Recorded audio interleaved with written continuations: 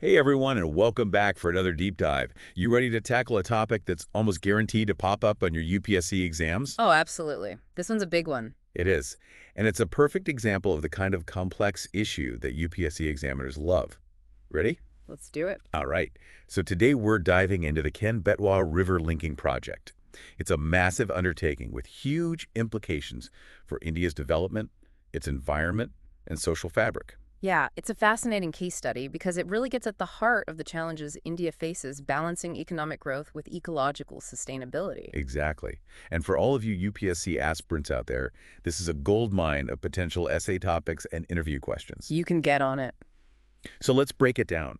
For those who might not be familiar with the specifics, we're talking about connecting the Ken and Betwa rivers in central India. Right, in a region called Bundelkhand that has historically struggled with drought and underdevelopment. And the government believes that this project could be a real game changer. Absolutely. They're projecting that it could irrigate over 1 million hectares of land.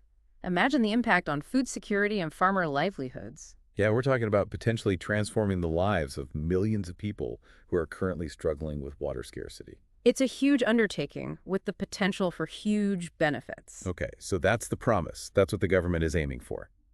But as with any large-scale project like this, there's another side to the story. Of course. You can't talk about the Ken-Betwa project without acknowledging the concerns and the anxieties of the people who are going to be directly affected by it. Exactly. And that brings us to the over 7,000 families, many of whom are from indigenous tribes, who are facing displacement from their ancestral lands. These are communities whose lives are deeply connected to the land, their livelihoods, their culture tied to it, so their concerns are very real and they absolutely deserve to be heard. One story that really stuck with me was that of Mahesh Adivasi, a villager from Dothan.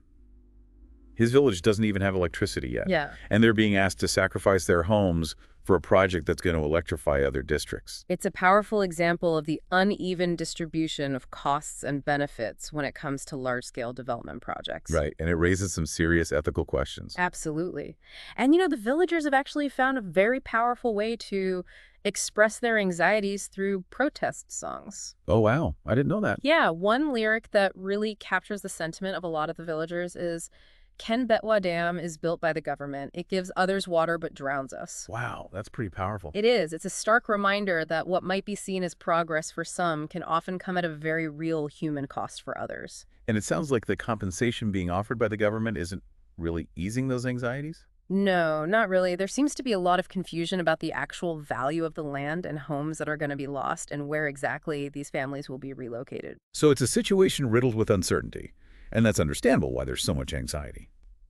But let's move beyond the human cost for a moment. We also need to consider the potential environmental fallout. Right, because this project is slated to submerge nearly 100 square kilometers of the Panna Tiger Reserve. And this isn't just any forest we're talking about, right? No, Panna is a real conservation success story. It's a critical habitat that helped bring tigers back from the brink of local extinction. And now the very heart of this reserve is at risk. It's almost like we're trying to bring life to one region by potentially jeopardizing the very existence of another. Yeah, it's a complex situation, and it raises some serious questions about how we prioritize different needs and values. And what makes this even more concerning is that this would be the first time a national park's core area is being used for a project of this scale. It sets a potentially dangerous precedent for future development in other ecologically sensitive areas. So it's not just about the immediate impact on Panis, it's about the larger message it sends. Exactly. And it's not just about the tigers either.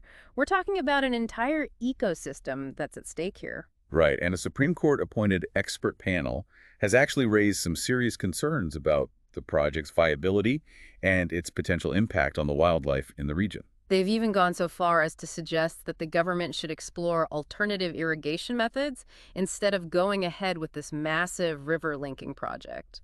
So it's not just activists and local communities who are raising red flags here. Even experts appointed by the highest court in the land are expressing doubts.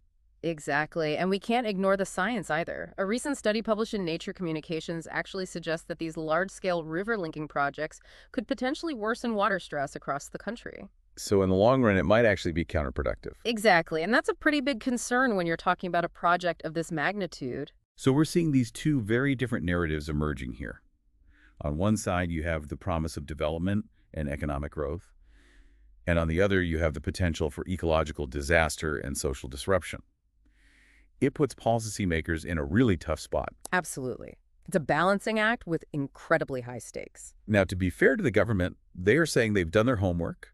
They claim to have secured all the necessary environmental clearances, and they even have plans for habitat offsetting and species rehabilitation. But, a lot of those plans are based on some pretty outdated data for river yield calculations. Oh, so it's like they're working with old information. Yeah, and that's a major red flag because it means that their projections about how much water will actually be available and whether this project is even viable could be completely off. So it's like planning a road trip using a map from 10 years ago. Yeah, You're bound to run into some unexpected detours. exactly. Using outdated data for a project of this magnitude is a huge risk, and it raises serious doubts about whether those habitat offsetting plans will actually be effective. It's not a simple solution. No, it's not. And, Amit Bhatnagar, who's a prominent environmentalist, has been pretty vocal about this. He's said that this project sets a dangerous precedent for similar ventures in other ecologically sensitive areas. His statement that development in India often comes at the cost of the most marginalized is a pretty powerful indictment of the current model of progress. It is. It forces us to confront the uncomfortable reality that progress doesn't always benefit everyone equally. And sometimes those who are already the most vulnerable end up paying the highest price. And that's something that we all need to think critically about, especially as we're grappling with these big challenges of development and sustainability. Absolutely. It really highlights these complex ethical dilemmas that are at the heart of development in India. And that's exactly the kind of nuance that the UPSC is looking for from you guys. So let's shift gears a bit and talk about how this deep dive can help you ace those exams. So from an expert's perspective, what are some key takeaways our listeners should be focusing on? Well, I think firstly, this case study is a perfect example of the kind of multidimensional issue that dominates current affairs these days. It's not just about the environment or just about development. It's about the intersection of all of these things, the trade-offs, the potential for conflict. It really forces you to think critically and connect the dots. Right, so understanding those connections, that's crucial. Absolutely. And that's where your geography prep comes in. You need to be able to discuss the specifics of the Ken and Betwa rivers, their features, their flow, the potential impact of altering their natural course. But remember, the UPSC isn't looking for just rote memorization. They want you to be able to analyze those geographical factors in relation to the project's socioeconomic and environmental consequences. So it's about understanding the bigger picture, how everything fits together. Exactly. For instance, you might get a question about the potential benefits of this project. Right. So you'd need to be able to discuss things like increased irrigation, improved drinking water supply, the potential for hydropower generation. But you'd also need to be able to critically evaluate those benefits. Are they realistic? Are they equitable? What are the potential downsides? It's almost like a mini essay right there in the exam hall. Yeah, exactly. And then, of course, you have that ethical dimension, which is huge for the ethics paper. Oh, absolutely. This project throws up some really tough ethical questions. Can we justify displacing thousands of people, many of whom are already marginalized, for the sake of development?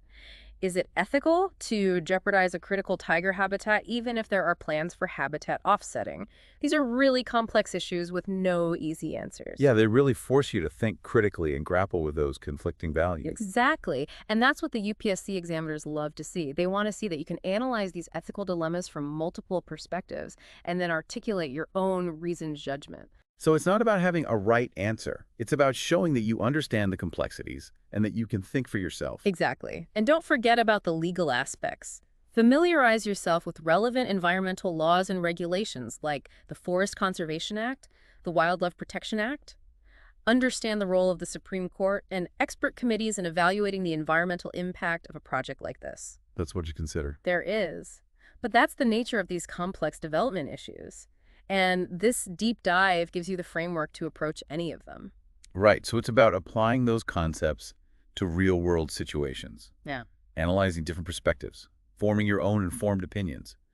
That's what the UPSC is looking for. Absolutely. They don't just want textbook knowledge. They want to see that you can think critically and engage with the issues that are shaping India today. And this project is the perfect case study to practice those skills. So as you prepare for your UPSC exams, use this deep dive as a springboard to delve deeper. Read that original BBC article that we linked, research other river linking projects in India, explore the different arguments for and against these large-scale development initiatives. Have discussions, debate with your peers.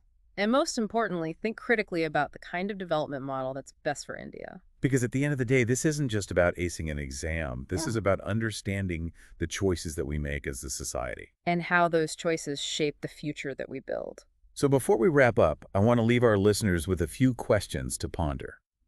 Think about the ethical implications of prioritizing development over the environment and the well-being of indigenous communities.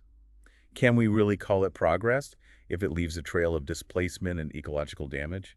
And what about alternative solutions?